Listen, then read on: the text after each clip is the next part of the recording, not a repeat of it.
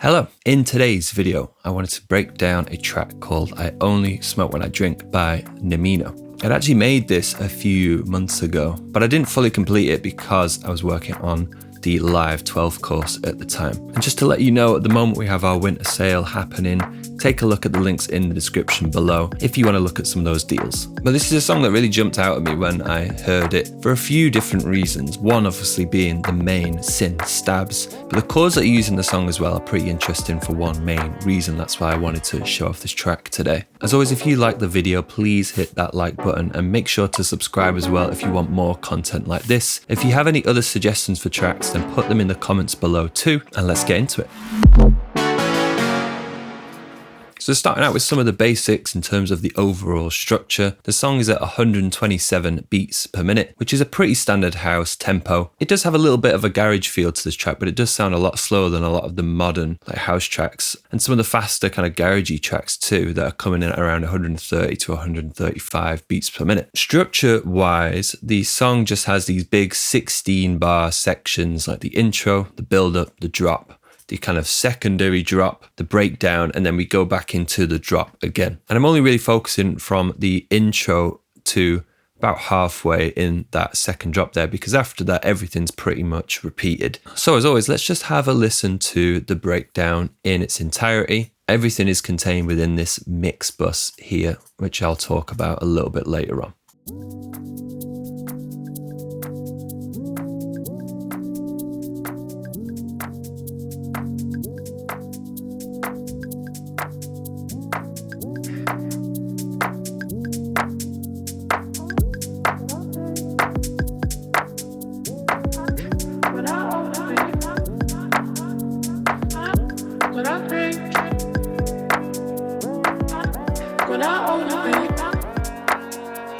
I only smoke when I drink, and I only drink when I overthink. I only smoke when I drink, and I only drink when I overthink. I only smoke when I drink, and I only drink when I overthink. I only smoke when I drink, and I only drink when I overthink.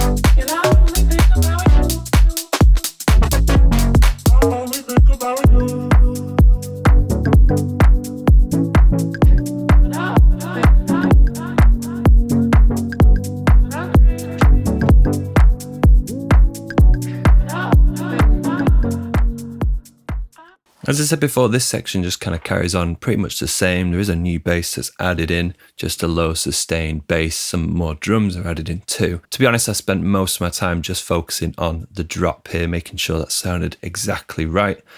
And then the breakdown is pretty much the same as the first build up here, and the second drop is pretty much the same as the first drop. The chords do very slightly change the rhythm. So the first thing I want to talk about are the chords and the key. Now if we go into this clip here, this track called Diva Stabs, and these are the chords here of that main synth that we can hear, this one. Now the key of the song, I've worked it out to be, from what I can tell anyway, as being B minor. And this is that note, the root note here of B, and you can see that again, like a lot of the other songs we've looked at, we actually start a few notes down. So we start on the G here technically. And if you do remember from our previous videos, when you start on a different note to the root note of your scale, you're going to be playing in a different mode. Right here, we're going to be playing, for example, in G Lydian. And G Lydian is very, very similar to G major. If we swap this over to G Lydian, you'll see all the notes still line up, apart from one that we're going to talk about in a little bit. But it is different to G major. If I turn that major scale on and put the scale view on, you can see that this note here isn't in the G major scale, same with this one there. And if we did move these to fit to the scale, it's going to sound a bit weird. We are in B minor, we could say it as G Lydian, but most likely this track was written in B minor. And the chords are rather interesting. If you look right down at the bottom, I actually have these notes in here that have been disabled or deactivated. This is basically what the bass line is playing in the sub bass track that we'll look at in a little bit. And the chords are incredibly stretched out, as you can see. We go from G0 all the way up to B2. We're going up basically 2.5 octaves in our chord. And I think the way these chords have been structured is due to the sound that's been used. The synth sound that we'll of course come on to when we talk about synthesis has a lot of distortion on these chord stabs, and chords and distortion generally don't mix that well. But these chords are very interesting because they actually follow along with the harmonic series. If you look at our first note here, let's say that this is our first harmonic in the harmonic series. It's a G0. The second harmonic to G0 is just an octave above that first note. And if we look an octave above that first note, we have G1. We have a note there. There are no notes in between. That's our second harmonic. The third harmonic for G0 would be an octave and 7 semitones above that, which is 19 semitones. If we go up to the octave again, we got 1, 2, 3, 4, 5, 6, 7. We hit that third note in the chord. So this note is our third harmonic. The fourth harmonic would be 2 octaves above because it's double that of 2. That would be G2 here. Now I did play around with adding the note of G2 in, but it just didn't sound exactly right. But again, if we move up to the next note, this is 2 octaves and 1, 2, 3, 4 semitones, which is our fifth harmonic. And that fifth harmonic is always a very interesting one because it has a major third interval in relation to our original harmonic. That's why these chords work so well and why we can distort them, is because all of the notes line up very nicely with those harmonic intervals. But as I said before, the lowest note down here is actually played on a separate sub-bass layer, and I'll talk about why that is in a little bit. Again, in the original project, these might have all just been one big chord. And this shape is basically just copied over to different positions. So you can see we start out on the G, we move down to D, back up to F, but they all have that same relationship. You can see this is a fifth between the first note and the second note there, and then we've got that third interval between those two. The only difference is on some of the chords, that major third interval becomes a minor third interval. If you look at this second chord here, this is a major interval chord, because if we look at the first note of D, we go up to the nearest D to that top note there, which is here. We just have to go up 1, 2, 3, 4 semitones, and that 4 semitone distance is a major third interval. The next chord though is a minor third interval though. So F sharp is our lowest note, F sharp 2, 1, 2, 3. Some of the chords do become minor chords and they will sound a little bit more distorted and muddy. And the thing about these chords is that the rhythm is very important in this song.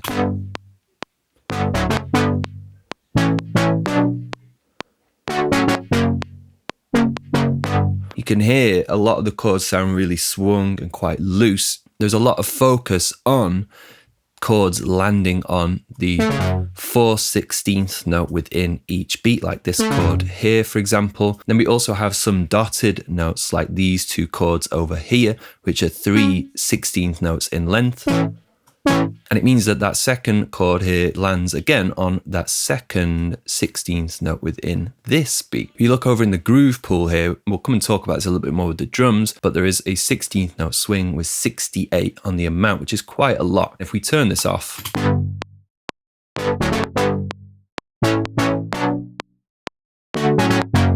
it sounds okay, but with it on,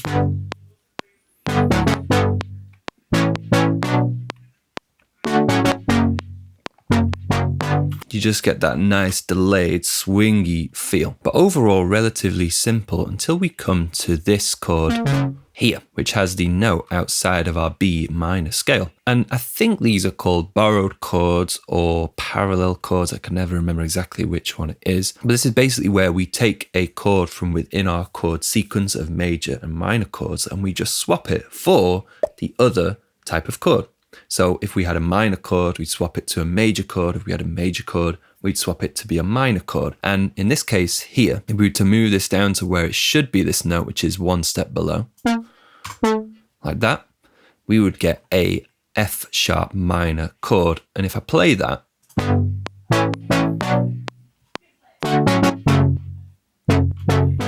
it just really de-emphasizes that chord. It just sounds so flat when you compare it to the original, which is the step above. And what's happened here is we basically just changed a minor chord into a major chord.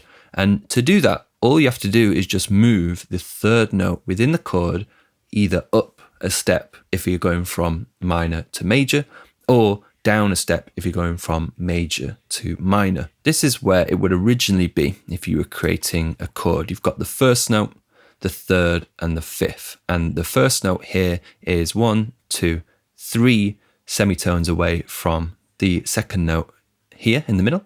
And it is 7 away from the top note. That doesn't really matter. That's not going to change. So to change this from a minor chord to a major chord, you just move this third note up to a 4 semitone gap between the first note and the second note. And now it is a major chord. In Ableton here, if you had scale view turned on, you wouldn't actually be able to do this because if you move this note up a step, it'll move up to the 4th note in that chord, which isn't correct. So you need to come out of scale and just move it up a semitone to the one above, or again, if you're working the other way, bring it down. And it's just such a great thing to do. Try it out on loads of different chords in your chord sequences. I wouldn't necessarily do it on every single one because it's going to sound super weird. For a while, I did wonder whether this was a different mode, because sometimes you'll get different modes that will add in these subtle borrowed chords. For example, the Lydian scale that we would be in would have a slightly different chord to a major scale because of the difference between the two scales. But the reason why I don't think this is because if you look in our scale, we have these 3 notes here. We've got A, which is in the original scale. We've got B, which is in the original scale. And then the A sharp is in between them. All of the most common keys and modes, so I'm talking about major, minor, Dorian, Lydian, Mixolydian, Phrygian, Locrian. Is that it? I think that's it. All those original modes don't contain this sequence of notes where you go from one note to another in a semitone sequence. They'll have parts of them where they'll go one note up a semitone and then you'll go up 2 semitones, or of course it can be the other way around where you go up 2 semitones and then up 1. But all of those don't contain this one semitone sequence. So that's why it's one of these borrowed chords. And that chord pattern repeats. And you can see in here, I've added in some slight note length changes. This velocity is not actually doing anything, but the note length changes here are helping create that nice stabby variation between these big longer chords, which we'll talk about in the synthesis part. Now, the only thing I couldn't really work out were the might be some slight differences in the chords in this section here in the short section and in this section over here on the right hand side. All the chords before and after, they sound quite clean. They sound distorted and pretty bright, but they do sound quite clean, whereas the chords in this section here sound a lot more muddy, and that's probably because the notes are slightly different. That's the only thing I couldn't figure out. If you know what those chords are, what the differences are, let me know in the comments. And the chords in the drop here are essentially the same as the chords in the build-up. They just don't contain some of these repeated notes, like there's a big gap in between these 2 sections here, whereas if you look in the drop, it's filled with this chord in between and some more rhythm, but that's really it. There's a lot of automation taking place to make those sound different. If we go into the sub bass, the sub bass is basically playing the root note of all of those chords, as we were talking about before. Apart from, for example, at this point here where it sounded like the note moves up to create a very, very subtle difference. It's just providing that real nice thick under layer underneath those chords. And I just found that when I had this sub bass in the chords above, it either sounded too distorted or I just couldn't get that nice balance. It also seemed like there was a second bass anyway because of these small little riffs that happen at the end when the chords are dying out just before these faster sections. So there's small, just slight variations. And then here.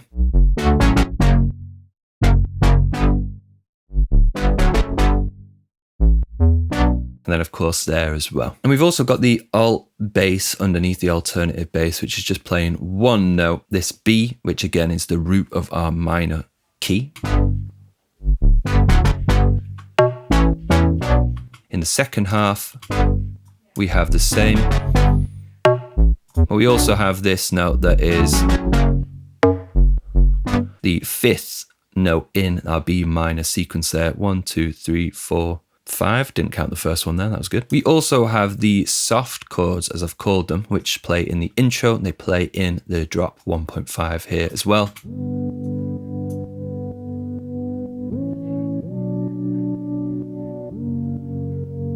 And that's simply just playing the chords that we had before, but we just out a lot of the doubling, the rhythms added, those different sections in between. Nice and simple. Let's go into the drums then, because there's a lot going on in our drums here. The main kind of bulk of our drums are these in here. We've got just a classic kick on every single beat, clap on every second and fourth. We've got an open hi-hat on the offbeat. And really what fills out the majority of the rest of this loop are the extra layers. So starting at the top here, we have this kind of sliced up drum loop. And when I was making it, I literally just went on to Splice, typed in drum break or drum loop, something like that. I wanted to find a nice acoustic drum loop and I found this one here. And this is what it sounds like originally.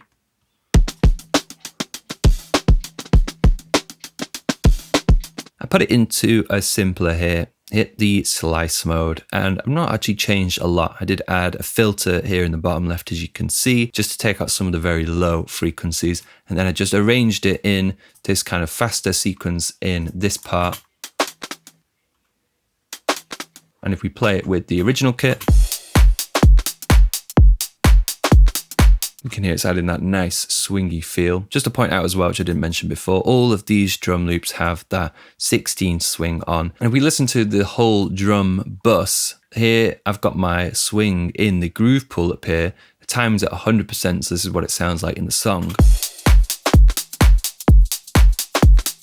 And if I turn this off, you can hear some of the audio loops just have swing in them by default because they don't unswing when I turn this off, but just sounds very boring. So that was the first slice loop. The second one is for the fill. The original was probably an audiophile drum fill. I wanted to remake it so I can see exactly how it works. And you kind of have this faster section at the beginning, which 4 notes kind of fit into the space of 1/16th note. So the very, very fast notes. And then I've just used some different slices from that loop to alternate between different snares so it doesn't sound very robotic. If these were all in the same row, it just sounds like that kind of sampled snare roll. So instead I've just spread them out so you get those slight variations, makes it sound a little bit more natural. Then I have this shaker loop swinging away in the background. I've got this soft shaker here. This is more used in the build-up section and in that second drop. It's a little bit softer, so we'll come back to that in a minute. And this is a fantastic way to just add a little bit of lift in your main drop. If you find that you've got a good bass line, a good chord sequence, and everything's kind of working, but when you extend things out to be, say, 16 bars in length, and you find maybe it's getting a little bit boring, you end up going into each of those elements that you've already made, the bass and the chords, and you'll start going, well, let's tweak this note, tweak that note, change the rhythm, and then you end up messing everything up, or you just can't find that nice balance.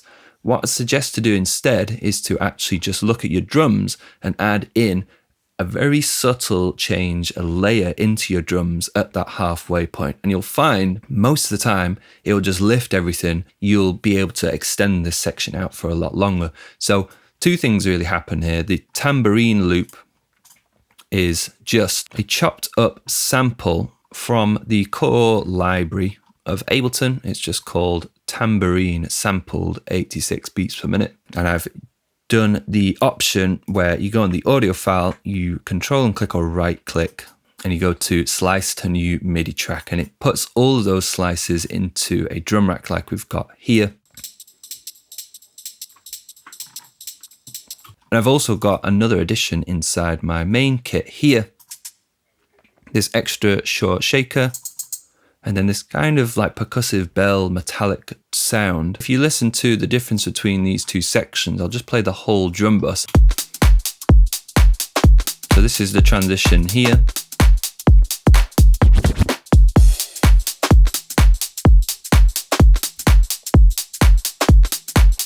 It just adds that really nice subtle lift, and it means that you don't have to then go and change other parts of your song.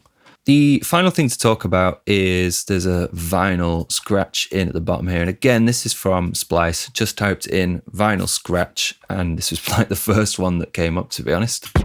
Simple as that. Did a little bit of EQ, a little bit of time stretching to make sure it was in time. Just a nice way to cue the next part of the song. And then of course the drums take a slightly different turn. Once we've come out of our main drop, they go into this second drop here. It has this quite a warmer drum kit that plays.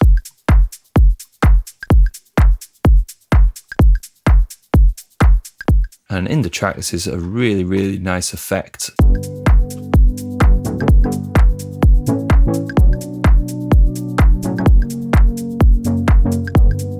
A few interesting things to point out in this. We have a reduction in all those very, very high energy top loops that we just added in, and we turn off our main open hat here to go for this nice soft shaker too.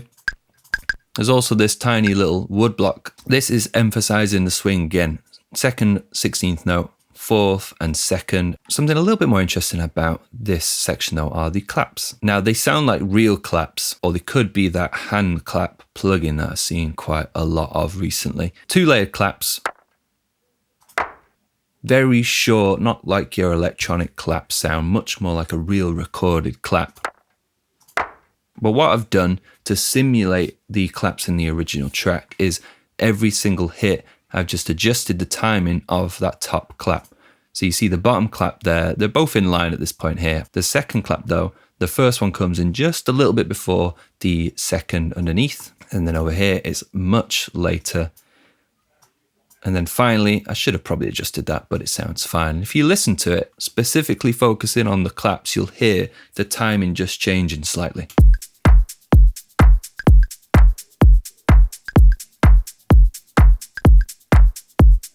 It gives it that really nice organic feel. Now, obviously, one thing to talk about as well is the vocal at the bottom here. And the vocal, of course, as you might have heard before, is a sample from Rihanna J, the track called Hangover. And it's pretty much exactly the same. The phrases have just been stretched out a little bit. And at the end of this song, you actually hear the original vocal in its kind of original form. So you can hear that original sample at the end, you can hear the difference between the two. I'm not going to play it on here because I'll probably get a copyright on the video if I've not already got one. The only difference between the two vocals is that the vocal in this song has been form and shifted down a little bit. There are quite a few different plugins out there that can do this. The one I would go for personally is the Sound Toys plugin called Little Alter Boy, which has a form and control here dedicated. You could just turn this up and down. But compositionally, this track is quite simple, but it has a lot of variation. It's the reason why I think this track is so good. It struck that nice balance. It's got the very simple melodies, chords, and vocals, but the variations that are added in to all of those elements really keep it going, keep the interest going in the song. You've got drum variations between the bigger sections of the tracks too, a lot of automation that goes on as well, which really aids all of that too.